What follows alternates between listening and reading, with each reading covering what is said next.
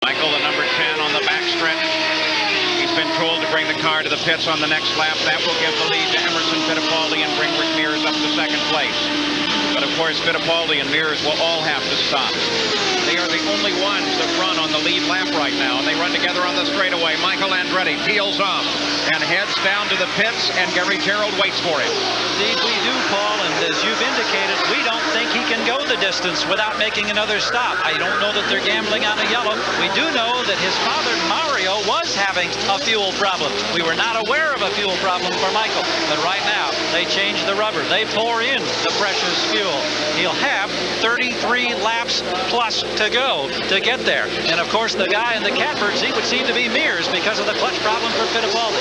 He's down and he's away, and it wasn't particularly fast. Close to 19 seconds. Yep, 18 and a half seconds, Gary Gerould.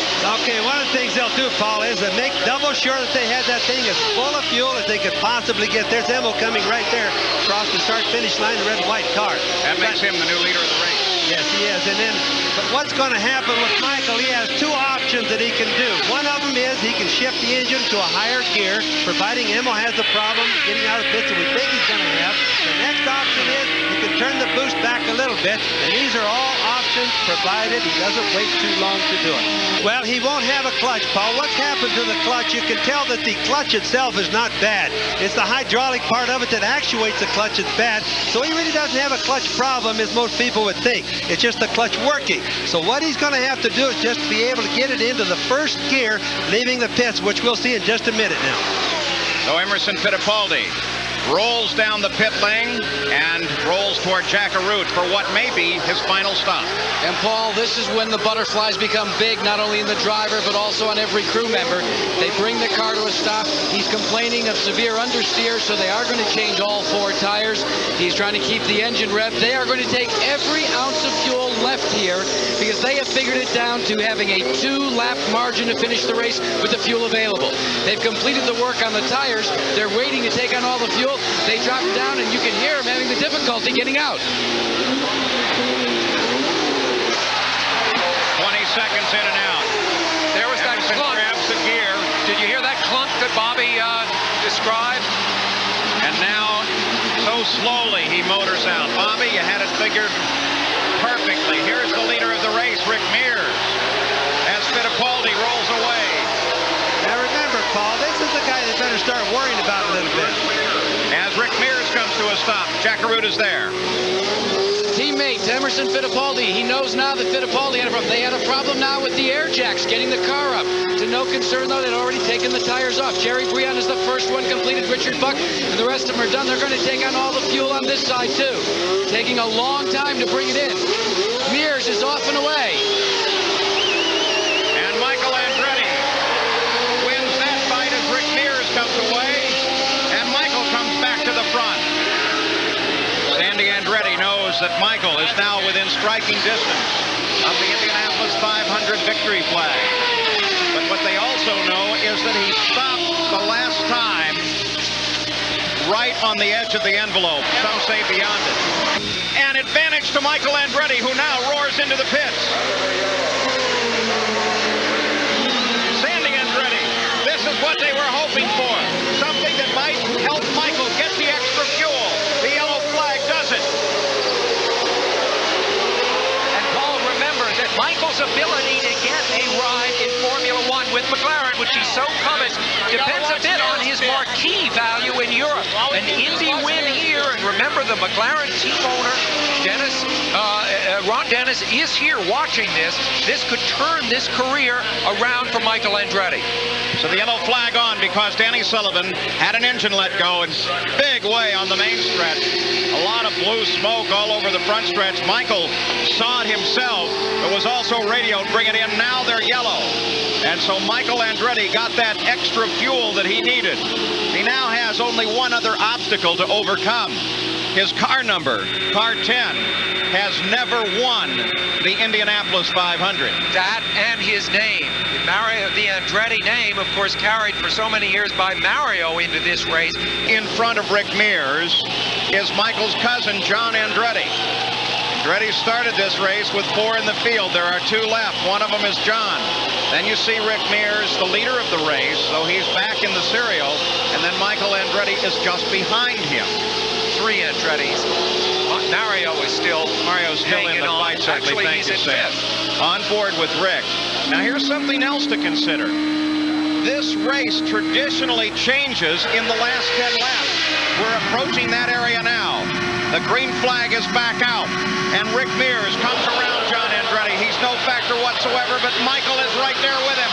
Michael moving to the outside. Can he keep in the high groove? He did it at Phoenix. Can he do it here? Michael Andretti takes the lead away from Rick Mears. Wow!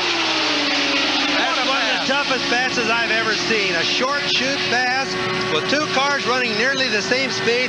I'll just bet you that Rick Mears thought that would have been impossible, and I just can tell you he never, ever looked for Michael to go that way. That is sheer virtuosity by Michael Andretti, Bobby. Don't you agree? That was an incredible That was one of the finest pieces of driving, or one of the hardest pieces of driving I've seen. And Sam, it's very difficult to pass somebody on the outside like that, and especially a car that's just as fast. And from Bobby Unser's point of view, a position on the track that he was not expected. But here is Rick Mears now in the same position as Mears, who has been driving a very different line. This race takes Michael Andretti 187 laps into the record book. The fight is at the front. Our hats off to him now. If you ever see racing better than that, I'd certainly like to know where it's going to be. That's Rick's wife, Chris Mears, as Rick is back out in front. What I was going to remind you of, in the last 10 laps, the lead tends to change here.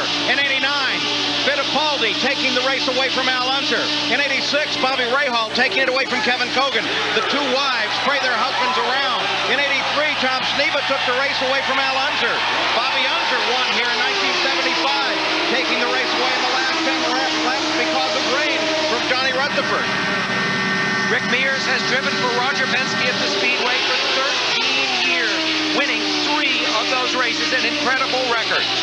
He's literally pulling away from Michael right now. There's something that's gone wrong with Michael, because I don't know what it is, but he's definitely falling back a little bit. Rick is just sailing away. Apparently they've decided to bring the yellow out, and it's none other than Mario Andretti. What an irony. The yellow flag would prevent his son from having any chance to counterattack against Rick Mears. But then it might give him a chance, because it will put Michael up next to Rick. Good point for a restart. And what happened on the last restart? Michael was able to rip by Rick.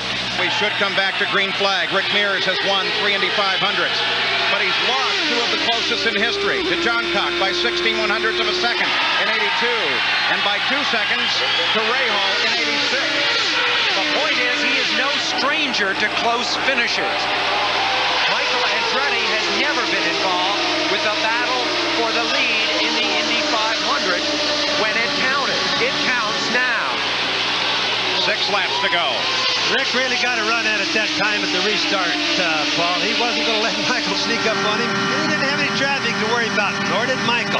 Look at that. There are so few cars left in the race. Rick has a completely clean racetrack ahead of him and will for probably 3 to 4 laps.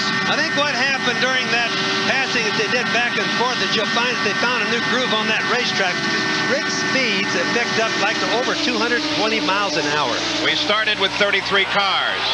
Only a third of the field is left. Heavy attrition here today in Indianapolis.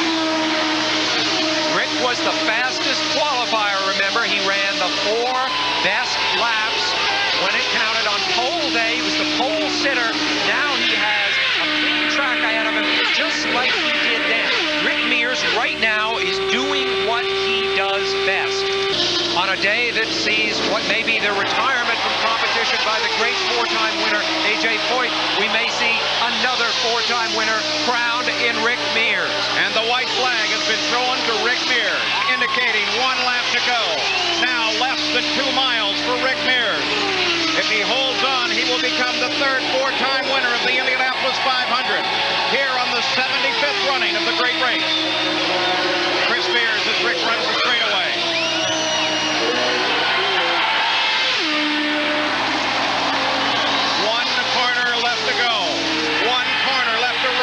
You can see the checkered flag just ahead of him now.